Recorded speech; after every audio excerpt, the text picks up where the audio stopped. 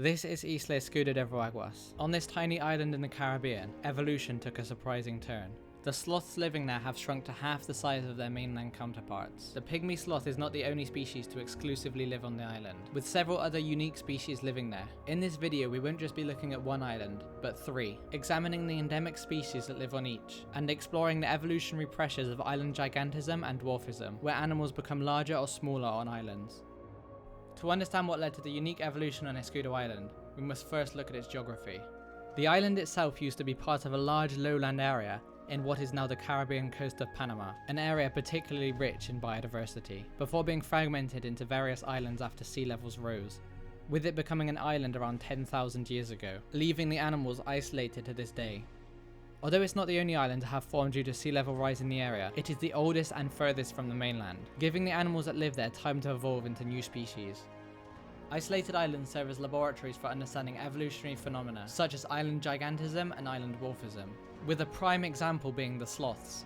A population of brown-throated sloths found themselves isolated due to the rising sea levels. The deplenishing food resources on the island meant that smaller individuals which need less food were more likely to survive, and over hundreds of generations evolved smaller bodies, becoming 40% lighter than their mainland counterparts, serving as great examples of island dwarfism. Interestingly, however, the pygmy sloths grew 15% longer in length compared to their mainland counterparts. This adaptation may be for swimming, as the constantly changing environment means that they need to move between different areas of mangrove which are separated by water.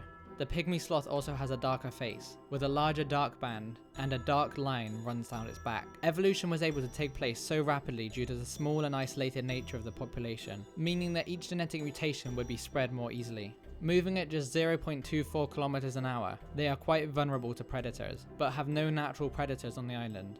Just how like giant pandas are known for their love of bamboo, and koalas for their love of eucalyptus, the pygmy sloth almost exclusively feeds on the leaves of red mangroves. If the island wasn't already small enough, with a total size of just 4.3 square kilometers, the sloths are only found in pockets of mangrove thickets. The first survey of their population took place in 2012, with the total population estimated at just 79 individuals. Due to their insanely low population and extremely limited range, they have been classified as critically endangered by the IUCN, who also state that the principal threats to this species are timber harvesting and human settlement.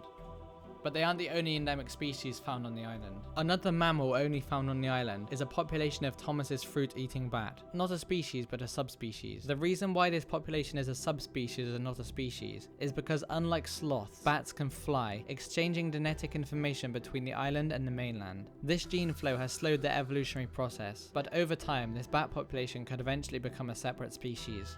And in contrast to the sloths becoming smaller, the Escudo hummingbird became larger, sporting a striking dark plumage, setting it apart from its mainland counterpart, the rufous-tailed hummingbird.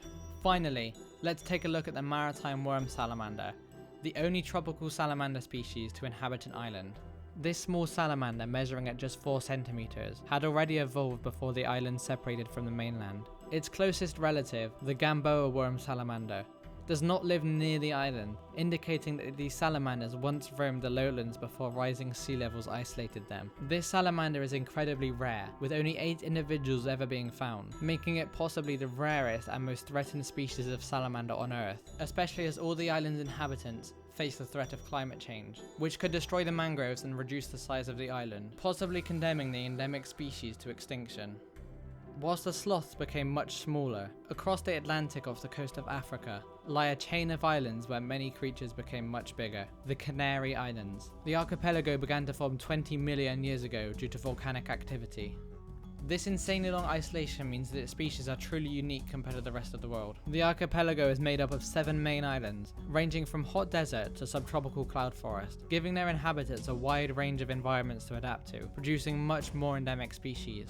Since the Canary Islands have never been connected to the mainland, animals would have needed to travel across the ocean to reach them. One of the first species to do so was the ancestor of the Atlantic lizard, which arrived on Lanzarote around 20 million years ago, just after it formed. It then reached Gran Canaria. Due to the wetter conditions and therefore more abundant vegetation on the island, the Atlantic lizard didn't need its small size to hide from predators. This allowed it to grow much bigger, over 2 times bigger to be exact, forming the Gran Canaria giant lizard. As the Atlantic lizard moved further west along the island chain, it formed 2 more small species, as well as 1 medium-sized species, the Tenerife speckled lizard, 4 large species, and the extinct Tenerife giant lizard, which had a length of over 1.2 meters. This species inhabited the coastal lowlands of Tenerife and was wiped out within a few years of human arrival. Skinks are another group of reptile which reached the islands. Unlike the giant lizards, skinks on the Canary Islands did not undergo significant size changes. For whatever reason, their evolutionary path did not favour gigantism, possibly due to competition and ecological niches already being occupied by larger lizard species.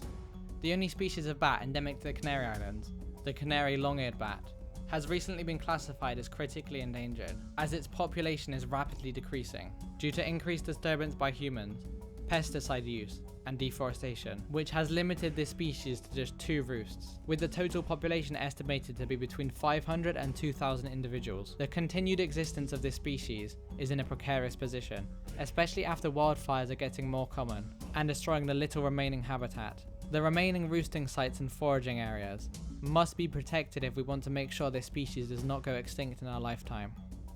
6 bird species are also endemic to the islands: the white-tailed laurel pigeon, the black-tailed laurel pigeon, the Canary Islands chiffchaff, the Tenerife blue chaffinch, the Gran Canaria blue chaffinch, the Canary Islands stonechat, and the now extinct Canarian oystercatcher. This species inhabited the coast of the 2 most eastern islands and disappeared in the 1940s, although there isn't a concise explanation for why it went extinct. It was likely due to a combination of both overharvesting of intertidal invertebrates, like oysters, invasive species, particularly cats, eating them, as well as people stealing their eggs. Before I bore you with these less unique species, let's talk about giant tortoises. Yes, just like the Galapagos, the Canary Islands once had giant tortoises, although people never encountered them, as the most recent fossils date to 200,000 years ago. These tortoises most likely descended from the much smaller African spurred tortoise. So why is it that tortoises keep getting so big on islands? To put it simply, they undergo island gigantism, basically the opposite of what happened to the pygmy sloths. Without predators on the islands, they no longer need their small size to hide from them, and larger animals can go longer without food or water, allowing them to survive the scarcity of islands. The next island I have for you is the most biodiverse we'll cover today, with over 700 species found nowhere else on Earth, only beaten by New Zealand, Hawaii, New Caledonia, and the Galapagos Islands. Socotra is one of the most isolated continental landforms on Earth, meaning that it wasn't formed by volcanoes, only containing a few remnants of the fauna from the mainland, which have evolved into a completely unique collection of life. The island has a hot desert climate, with an average maximum temperature of 30 degrees Celsius a day, and as little as 200 millimeters of average rainfall a year. The long isolation of Socotra and its fierce heat and drought have combined to create a unique and spectacular endemic fauna. Due to its dry climate, the island is home to no amphibians and very few mammals, with reptiles and birds making up the bulk of its fauna, including the monarch chameleon. This species is found scattered across the island, usually near river valleys locally known as wadis. These river valleys are where lots of animals can be found, as they provide refuge from the hot desert, although due to the minimal rainfall, they can actually dry up in parts of the year. One point I would like to make is that, since the island of Socotra sits off the tip of Africa and the Arabian Peninsula, it contains a mix of fauna from both the Afrotropics and the Palearctic, contributing to its unique assemblage of species. But most species are Afrotropical in nature. The Socotran skink has evolved much more reflective scales than its closest relatives, helping assist in thermoregulation, an important adaptation to keep cool in a desert environment. This reflectivity doesn't just stop overheating, it also reduces water loss, allowing the Socotran skink to go longer without water in times of drought, which are frequent on the island. But the species most adapted to deal with the arid conditions is not an animal. Looking at the scenery of the island, you will see something strange. These are dragon's blood trees. Over millions of years, it evolved its umbrella-like canopy to shade itself, making it able to withstand drought. This canopy also allows the tree to capture moisture from the air and funnel it down to its roots. It gets the name dragon's blood tree from the red resin that it produces. This resin has a bitter and foul taste, deterring herbivores from eating it. This tree has evolved a symbiotic relationship with the Socotra sunbird, which disperses its seeds in exchange for a tasty fruit. Thank you for joining me on this journey exploring island evolution, which I find to be a truly fascinating topic. What's more interesting than a pygmy sloth? How about a lizard the size of a bus that roamed Australia not too long ago? Click this video if that sounds interesting to you.